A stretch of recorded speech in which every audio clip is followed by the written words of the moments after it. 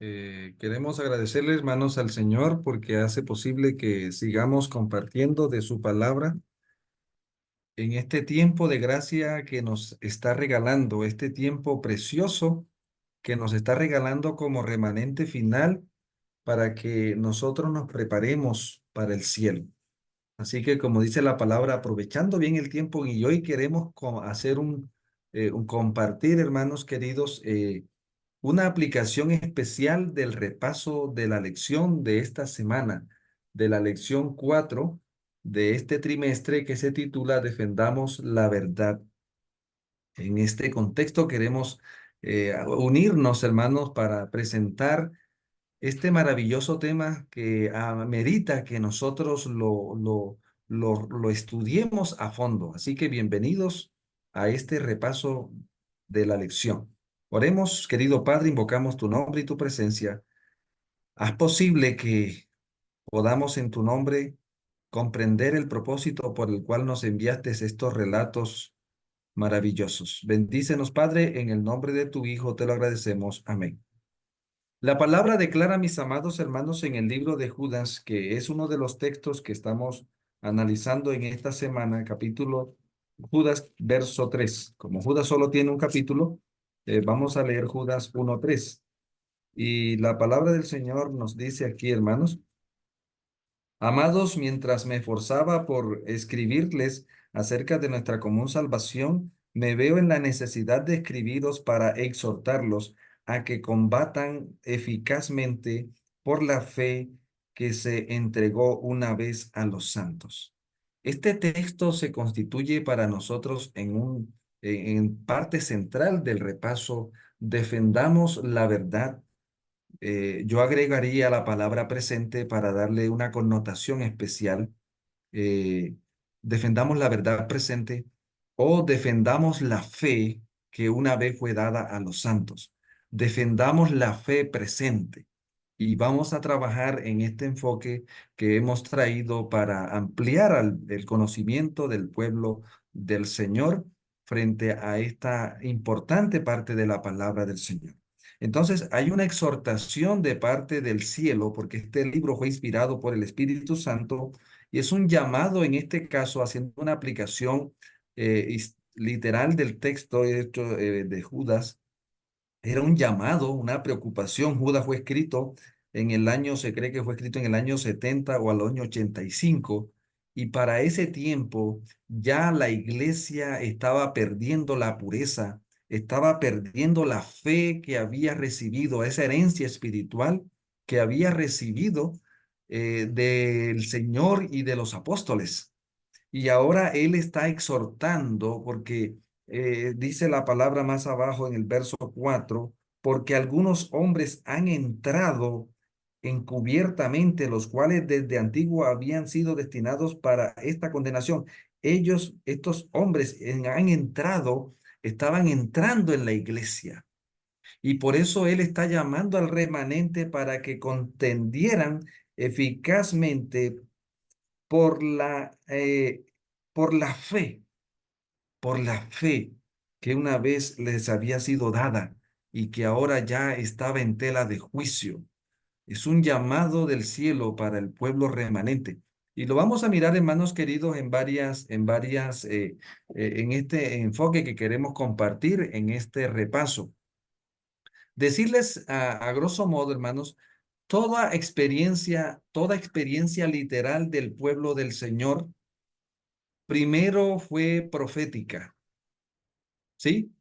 Toda experiencia literal, todo relato, todos los relatos literales que tenemos en la palabra del Señor, primero fueron proféticos, ¿sí? Primero fueron proféticos, luego llegaron a ser literales. El Espíritu Santo se derrama y inspira a hombres para que escriban esa experiencia literal que vive el pueblo y lo convierte en un relato histórico para que el pueblo del Señor lo tenga como un referente importante, ¿sí?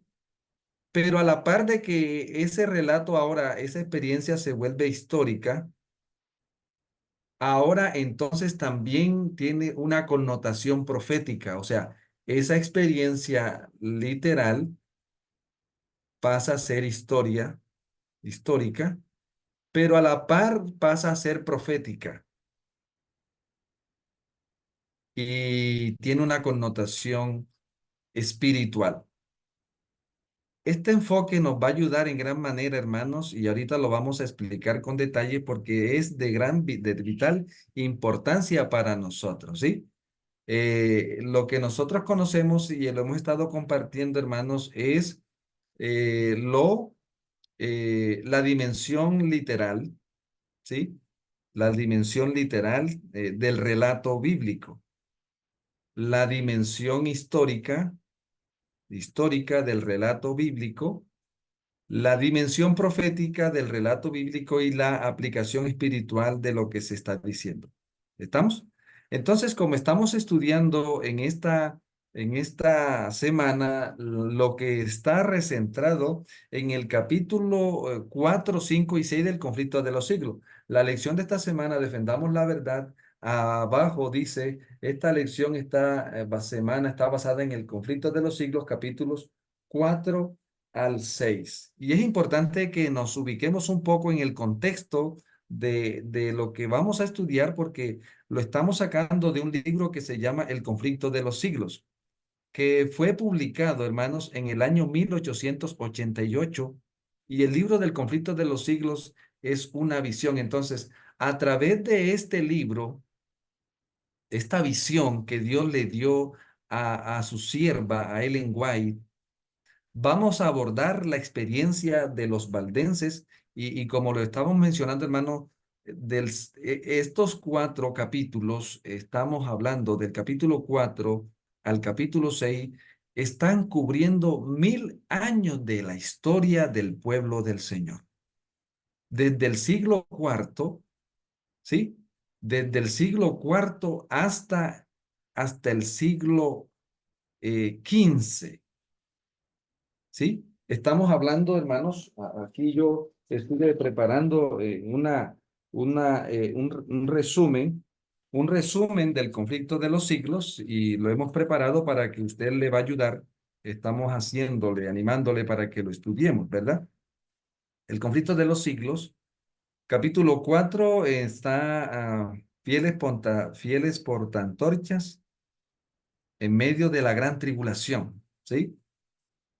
Aquí vemos entonces este desarrollo profético, porque miren que era un evento profético, predicho en Daniel 9, en Daniel 8, 9 al 12, también Daniel 7, 24 y 25. ¿Ya? Todo eso estaba registrado, o sea, esto literal, este relato literal primero fue profético. Y esto es importante, hermanos, que nos veamos de esa manera, ¿sí? Aquí están las profecías que anunciaban de antemano esto que vamos a ver aquí como algo cumplido, como un cumplimiento, lo que le tocó a los valdenses. Entonces, este capítulo de Fieles portantorchas, el capítulo 4 del conflicto de los siglos, va del siglo V al siglo XI.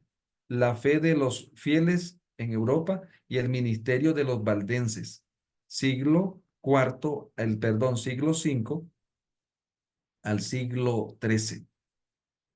Entonces aquí vemos el capítulo 5, el lucero de la reforma, John Wycliffe. John Wycliffe vive, hermanos, en el año 1320 al año 1384.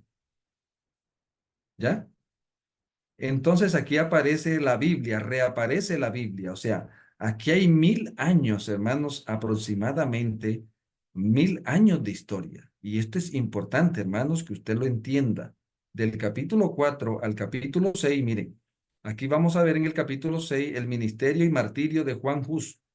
Entonces está Juan Wycliffe, está Juan Hus y Jerónimo de Praga, siglo XIV, siglo XV, obra cruel y perversa de la iglesia romana en contra del pueblo del Señor.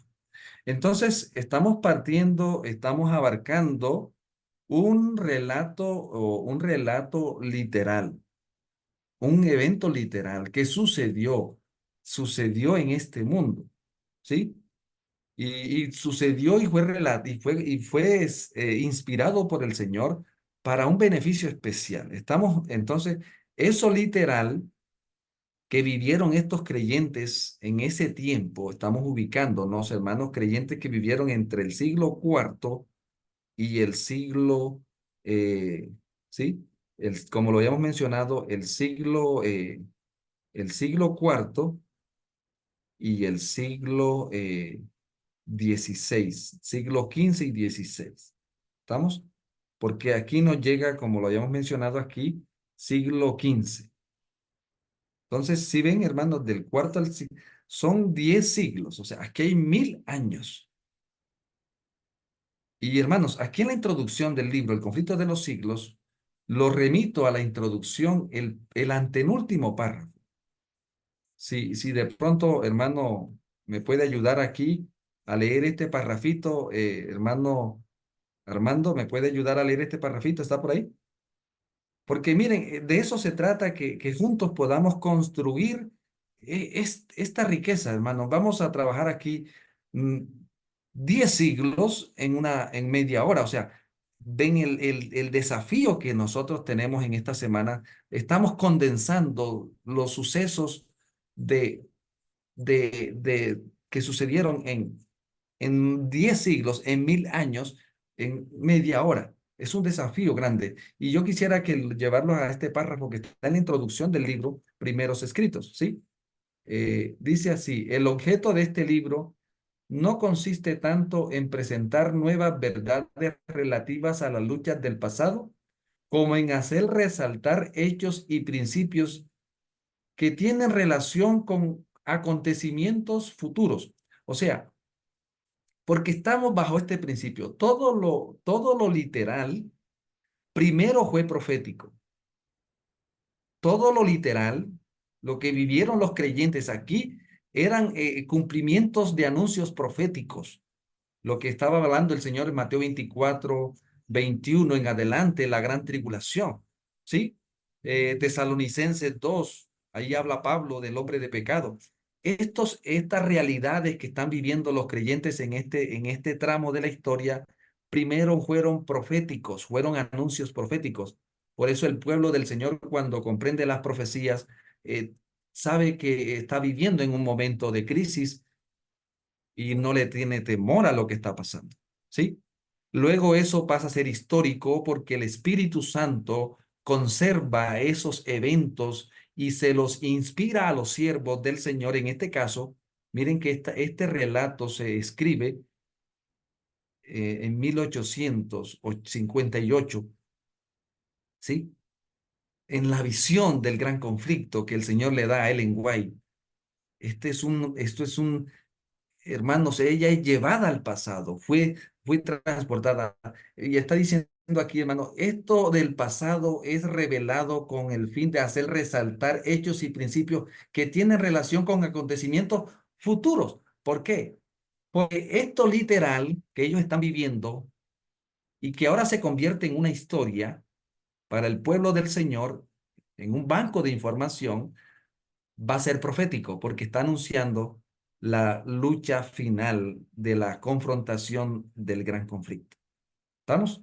Por eso es importante aquí, dice, cuando se toman en cuenta estos hechos y principios como parte de la lucha que se desarrolla entre las fuerzas de la luz y de las tinieblas, todos estos relatos del pasado cobran nuevo significado y se desprende de ellos una luz que proyecta rayos sobre el porvenir, alumbrando el sendero de los que, como los reformadores de los siglos pasados, serán llamados aún a costa de sacrificar todo bien terrenal, a testificar de la palabra de Dios y del testimonio de Jesucristo, que es el espíritu de la profecía. Y allí es donde vamos a mirar ahora esta parte de este enfoque. Este párrafo es oro en polvo, hermanos, para que nosotros entendamos esta parte aquí.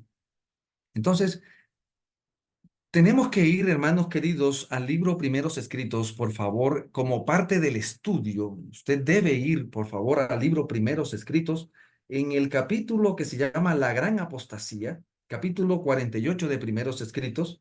El 49, el ministerio de iniquidad. Esta es el inicio de la visión del gran conflicto que Dios le mostró a Ellen White en 1858. Y la muerte no es un tormento eterno. Y la reforma, el capítulo 51. De paso, sería muy bueno que usted se haga ese regalo y se lea estos capítulos para poder entender lo que estamos leyendo acá del conflicto de los siglos. Está ampliado. En primeros escritos es un resumen, es una visión condensada, pero luego el Señor la fue ampliando. ¿Listo? Y ahora usted puede buscar el libro Historia de la Redención. El capítulo 44 de Historia de la Redención se llama La Gran Apostasía. Ese capítulo amplía lo que dice primeros escritos. El ministerio de la iniquidad, capítulo 45, Historia de la Redención y los primeros reformadores. O sea, como parte de este cubrimiento de lo literal, tenemos que hacer este estudio. Tenemos la Biblia, las profecías que anunciaban acerca de este tiempo en la Biblia. Pero ahora vemos esa profecía cumplida en la experiencia y en el ministerio de los siervos del Señor. Y el Señor nos ha conservado el relato ahora. Entonces, cuando usted hace ese rastreo, Biblia y espíritu de profecía, hermano, va a tener un panorama porque ahora el Señor nos está llamando a nosotros a desarrollar un lugar especial importante en este tramo, porque el conflicto está en la parte final. Y el Señor quiere que tú y yo seamos protagonistas en el cumplimiento profético que se va a volver literal.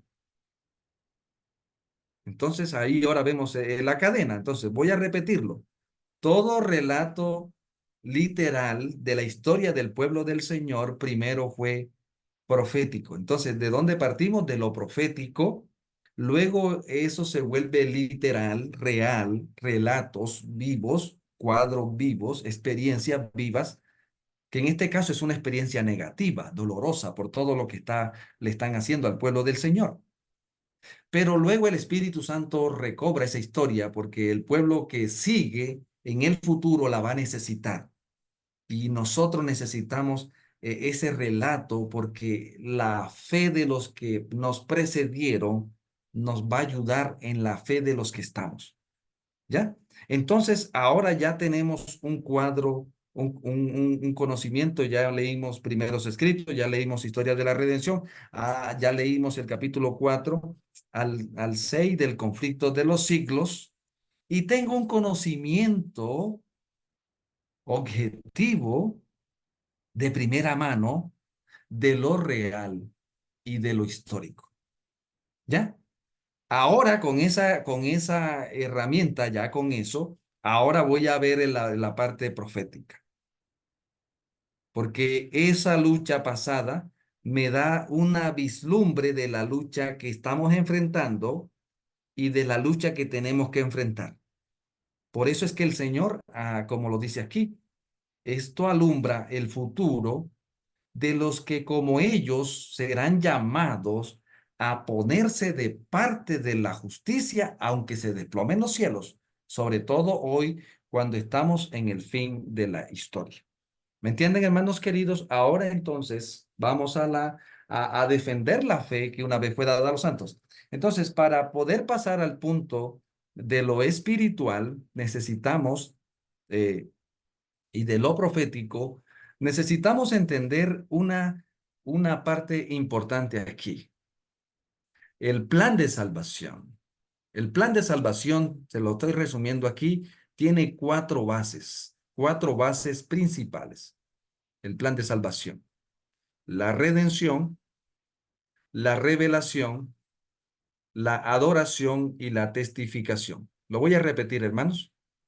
Cada vez que el Señor redime, revela, para que su pueblo adore y testifique de acuerdo a la revelación que recibió por medio de la redención. Lo voy a tomar como un ejemplo histórico para que usted lo entienda mejor. El pueblo de Israel fue redimido.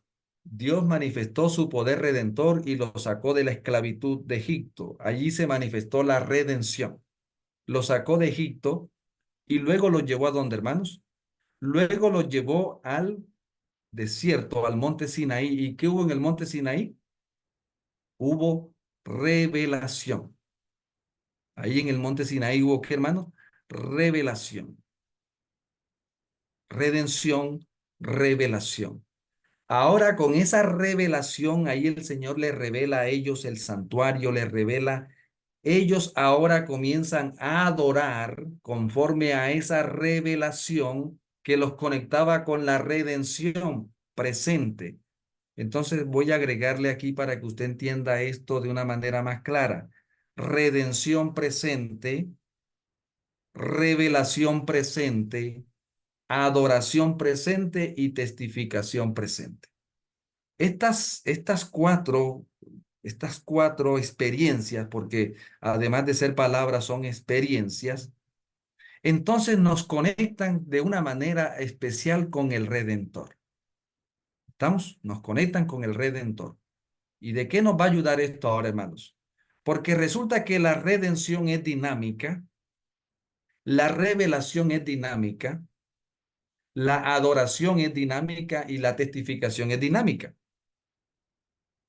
Vamos en el contexto, vamos avanzando en la historia. Entonces, el pueblo del Señor de Egipto debían conservar ahora en la revelación todo lo que había hecho el Señor por ellos y lo que estaba haciendo y lo que iba a hacer.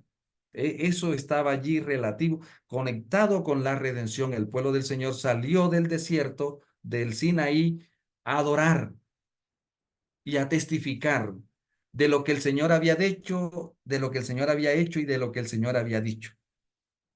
A llenar la tierra de esa manifestación poderosa que experimentaron ellos. Y ese relato debía mantenerse vivo en la historia, en esa dinámica, mantener fresca la redención, mantener fresca la revelación, mantener fresca la adoración y la testificación.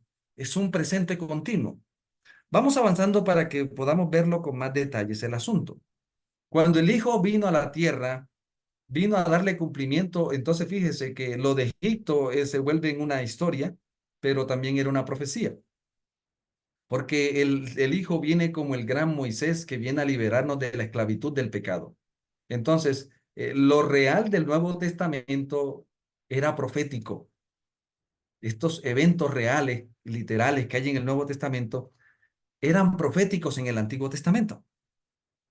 Porque el Señor había anunciado que un día iba a mandar a un Salvador a liberarnos del pecado y que Él iba a hacer lo que no hizo Moisés. Moisés no murió por el pueblo allá. El Hijo de Dios muere por nosotros. Entonces, ahí hay redención. Murió por nosotros. Vino como Cordero perfecto, vivió entre nosotros, murió por nosotros, ¿cierto? Resucitó, ascendió al cielo y derramó el Espíritu Santo en Pentecostés. ¿Qué hubo en Pentecostés? Revelación. Hubo revelación que alumbraba la redención, o sea, lo que el Señor había hecho y había dicho. Ahora el Espíritu viene y ellos escriben esos eventos literales que habían vivido con el Señor, ahora se volvieron, ¿qué cosa, hermanos? Se volvieron históricos, pero el Espíritu Santo conservó esos relatos y ellos escribieron, llenos del Espíritu Santo fue que escribieron el Nuevo Testamento, lo que Dios había dicho y había hecho, lo que estaba diciendo y lo que estaba haciendo en su tiempo, ahora desde el lugar santo del templo celestial. En ese contexto, miren, hermanos queridos, vemos que cada vez que Dios redime, revela, y esa revelación es dinámica. Entonces, el Nuevo Testamento alumbra la redención presente en ese tramo, lo que el Señor había dicho y había hecho por nosotros y para nosotros. ¿Amén? Y el pueblo ahora adora, ya no hacia el santuario terrenal, sino hacia el celestial, donde estaba el Hijo del Hombre a la diestra del Padre, intercediendo por nosotros. Entonces la iglesia apostólica sale a adorar, ya no hacia el santuario terrenal, sino hacia el celestial, y a testificar de lo que el Señor, llenos del Espíritu, y a ser discípulos y a predicar de la buena nueva, lo que el Señor había dicho y había hecho, ¿ya? Satanás ataca, ¿cuál cree usted, hermano? De esas cuatro columnas del plan de salvación, ¿cuál es la que ataca a Satanás? ¿Cuál es la columna base? La redención, ¿sí? La redención. porque Satanás no quiere que Dios nos redima. Entonces Satanás ataca la redención. Pero para poder Satanás atacar la redención se nos está ofreciendo desde el cielo ahora, ¿verdad? Se nos está ofreciendo desde el cielo la redención. Satanás ya no puede meterse al cielo a atacar la redención en el cielo porque fue expulsado del cielo en el año 31. ¿Estamos? Entonces ahora Satanás va a atacar la revelación que está en la tierra. La revelación está en la tierra, alumbrando al ser humano para que comprenda la redención que el Señor estaba haciendo por el hombre en el cielo, lo que había hecho, lo que estaba haciendo y lo que iba a hacer. Es importante, hermanos. La revelación presente alumbra la redención presente. Por eso los creyentes después del año 31 tenían que leer el Nuevo Testamento, porque era la revelación que alumbraba la redención presente, para que el pueblo adorara y testificara al mundo de lo que él había hecho recientemente, de lo que estaba haciendo y de lo que iba a hacer. Satanás va a atacar la revelación. Y eso es lo que vemos aquí en el capítulo 4, el desarrollo de lo que Dios había anunciado de paso, porque esto no nos puede tomar por sorpresa a nosotros. El Señor había anunciado esto. Y ahí en estos capítulos están las citas bíblicas de la profecía que se cumplieron en este tramo, la gran tribulación, los 1260 años. Ahí está hablando prácticamente de ese desarrollo, ¿sí? De esos 1000 años de... Pero es interesante ver, hermanos, que las adversidades por las cuales pasa el pueblo de Dios, el Señor ya nos había anunciado que íbamos a pasar por allí. Por eso estos hombres llenos del Espíritu le hicieron frente, porque había una asistencia permanente, poderosa del cielo para con sus siervos en la tierra. Desde el lugar santo, el Señor les daba poder a esos hijos en aquel tiempo para que se mantuvieran fieles a la verdad presente de su tiempo. ¿Estamos? Y a la redención presente, que lo que quería imponer Roma era la perdición presente, pues. Confiesa tus pecados en el cura. Busca la solución de tus problemas en la iglesia. La iglesia fiel, en este caso de este tiempo, dirigía la mente de los creyentes hacia el cielo. La solución está en el cielo. El Hijo del Hombre está en el cielo a la diestra del Padre. Él perdona tus pecados. Ve al cielo. Esta bestia que es la primera bestia, la que llamamos la primera bestia de Apocalipsis 13, está atacando la obra redentora del lugar santo. Pero déjeme decirle, hermanos queridos, y ellos, esa persecución se experimenta porque ellos estaban de parte de la redención de su tiempo, de parte de la revelación especial de su tiempo, estaban adorando conforme a la revelación de su tiempo y estaban testificando de eso, los valdenses y todos los que estamos hablando aquí en este capítulo. ¿Ya? Pero hoy nosotros vemos, hermanos, que en aquel tiempo quemaban la Biblia. Pero hoy vemos, hermanos, por ejemplo, la Iglesia Católica en aquel tiempo quemaba la Biblia y al que creía en la Biblia también lo quemaban. Y no estamos atacando a personas ni estamos atacando personas. Aquí se trata de mirar, hermanos, el punto de vista que nos presenta la Biblia. Sistemas que se levantan en la tierra en contra de lo que el Señor tiene para el hombre. ¿Estamos? Entonces, oscurecen la redención, oscurecen la revelación. ¿Y cómo queda el mundo? Lo que se conoce como la Edad Media, el medievo, lo que se conoce como la Gran Tribulación. Un mundo totalmente sumido en la ignorancia, surge, distorsionan la redención, distorsionan la revelación, porque la tradición reemplaza la qué? La tradición reemplaza la revelación y el ministerio que ahora montan allí en la iglesia reemplaza la redención. El hombre va buscando salvación en la iglesia en la tierra, cuando debieron haber estado buscando al Señor. Igualmente se pervierte la adoración, entra en la idolatría, la adoración al sol, la adoración de imágenes, toda esta apostasía que estaba predicha, ahora es una realidad. Y por lo tanto la testificación, porque ahora ellos se comienzan a predicar de otras cosas. Esa es la gran apostasía de la Edad Media. Pero ahora, hermanos queridos, tú y yo estamos viviendo en el fin del tiempo. Un tiempo donde ahora el poder que quería quitar la Biblia ahora lo promueve. Todas las iglesias ahora están vendiendo Biblias. ¿No te parece raro? ¿Por qué si antes la quemaban y quemaban al que creía y al que la leía? ¿Por qué ahora? Ah, porque la revelación es dinámica.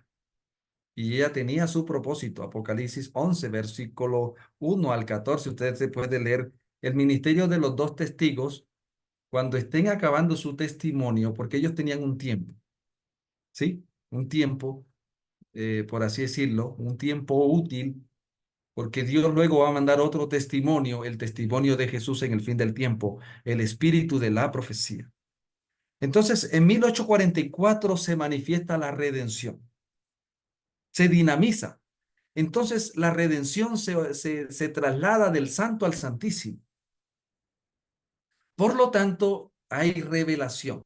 El Señor manda el espíritu de la ¿qué? De la profecía. ¿Ya? Manda el espíritu de la profecía, hermanos. Entonces, la redención presente hoy en el fin del tiempo, de 1844 para acá, ¿de dónde se ofrece, hermanos? Lo que el Señor ofrecía desde el lugar santo en el tiempo de la iglesia que estamos leyendo, hoy lo está ofreciendo desde el lugar santísimo. Pero desde el lugar santísimo también mandó la revelación presente, el espíritu de la profecía, que era una profecía. En el Nuevo Testamento, el espíritu de la profecía era una profecía, valga la redundancia. Hoy es una realidad, es una realidad.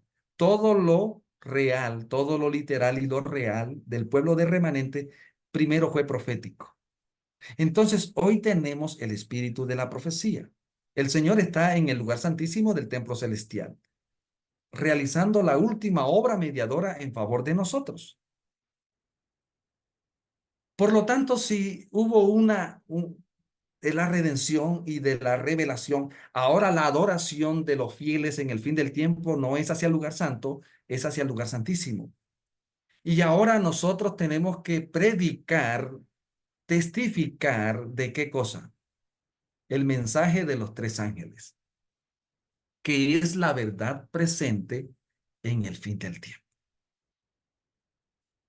Es interesante esto. Miren cómo hemos ido avanzando. Espero que haya sido de gran bendición este enfoque. ¿Sí?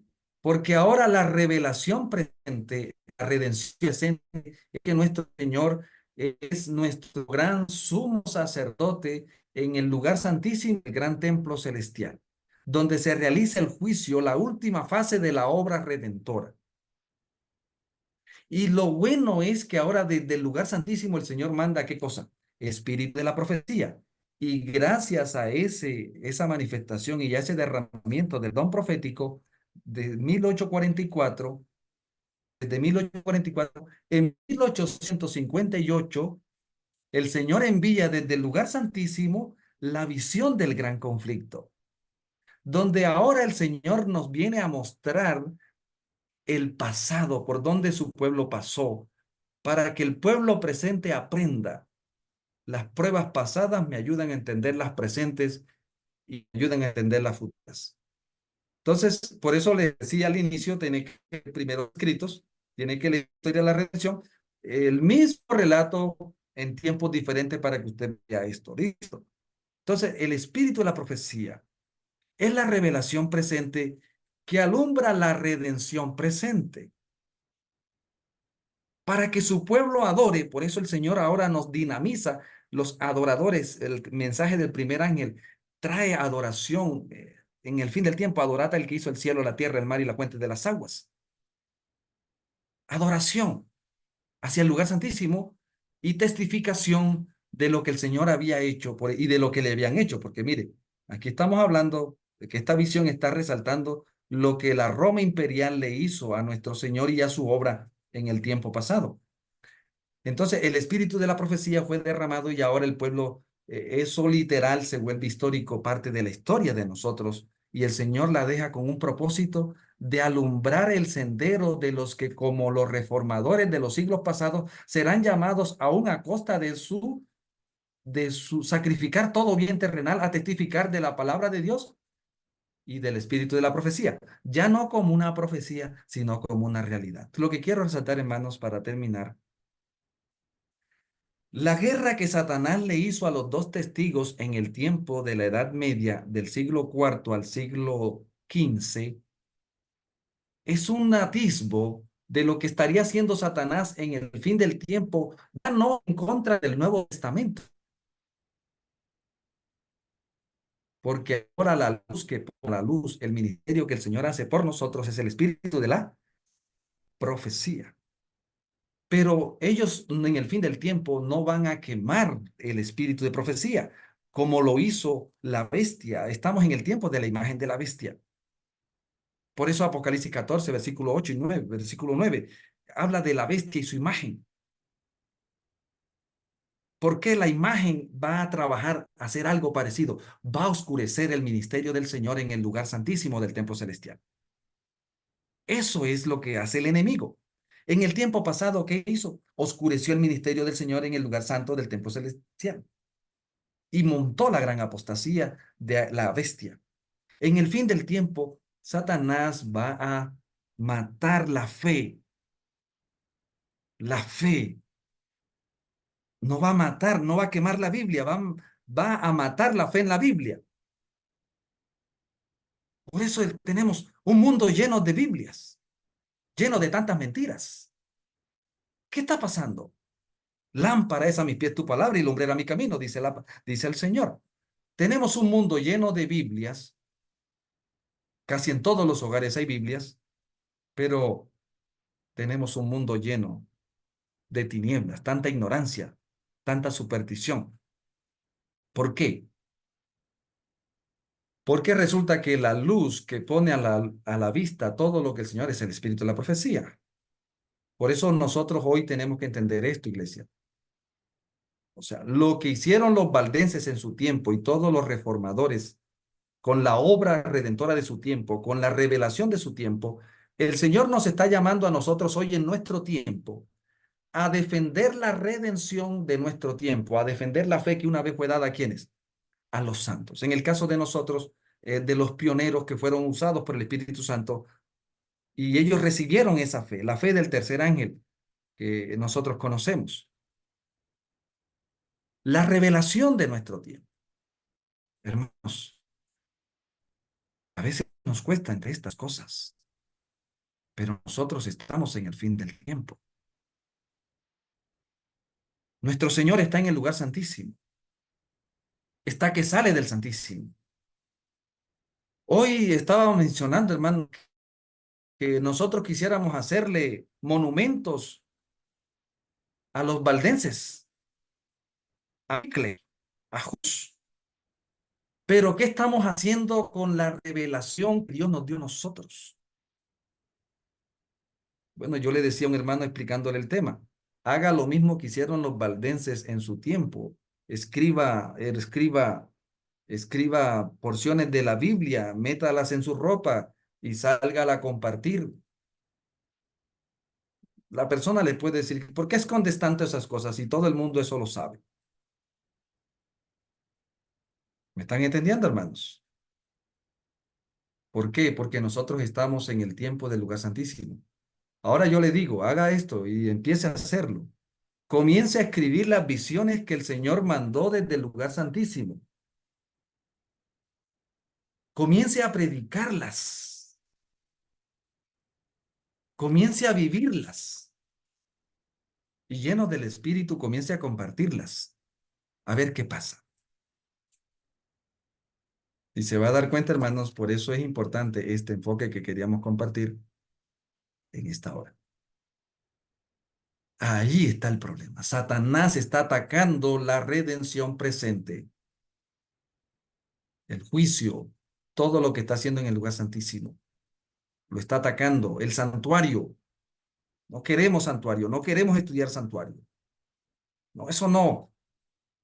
Bueno, hermano, ya usted sabe, si hubiese vivido en el tiempo de los valdenses, usted estuviera de parte de la apostasía. porque ellos estaban de parte de la luz. ¿Entienden, hermanos? No, yo no creo en el espíritu de profecía. No acepto el don profético.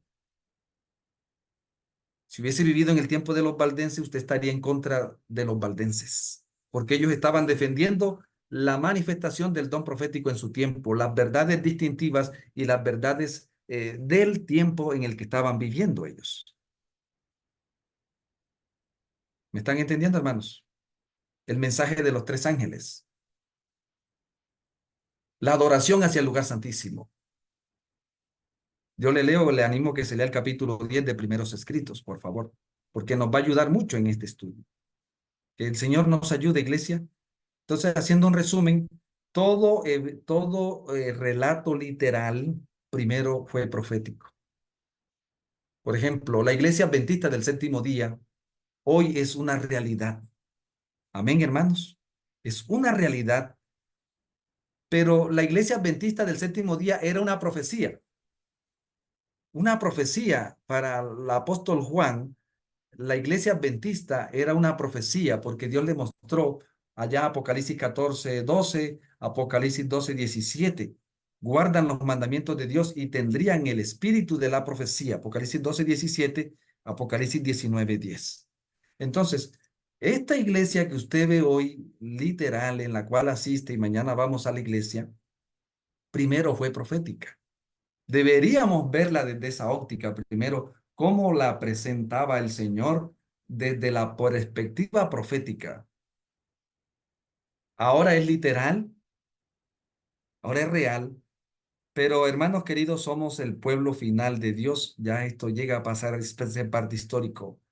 Y el Señor quiere que tú en este tiempo te mantengas de parte de su redención, de parte de su revelación y de parte para que lo adores hacia el lugar santísimo y testifiques de lo que Él ha hecho, está haciendo y lo que va a hacer muy pronto en la Nueva Jerusalén. Y que como pueblo estemos predicando, defendamos la verdad presente del tiempo en el que estamos viviendo. Capítulo 6 de Primeros Escritos, la puerta cerrada. Léaselo, por favor, hermanos, anexado a todo esto y que el Señor nos siga bendiciendo en gran manera y que podamos ser parte de los que dice la palabra. Contendamos eficazmente por la fe, en este caso para nosotros la fe del tercer ángel, que se entregó una vez a los pioneros que recibieron esa manifestación poderosa que el Señor hizo en el lugar santísimo, desde el lugar santísimo. Padre, gloria te doy por haberme permitido en esta hora. Queremos ser parte positiva del cumplimiento profético. Ayúdanos a entender esto, tu verdad presente, lo que estás haciendo por nosotros en este tiempo, tu redención. Ayúdanos a entender la revelación que pone a la vista ese ministerio. El antiguo habla de este ministerio como una profecía. El Nuevo Testamento habla de las profecías de lo que tú ibas a hacer en el lugar santísimo. En el espíritu de profecía tú señalas lo que estás haciendo, Señor. Y que podamos como pueblo aceptar toda la revelación, toda la redención que has estado haciendo, toda la revelación que has estado haciendo, para que te adoremos como tú quieres que te adoremos y para que testifiquemos al mundo de lo que tú quieres que testifiquemos. En el nombre de tu eterno Hijo te lo agradecemos. Amén, amén.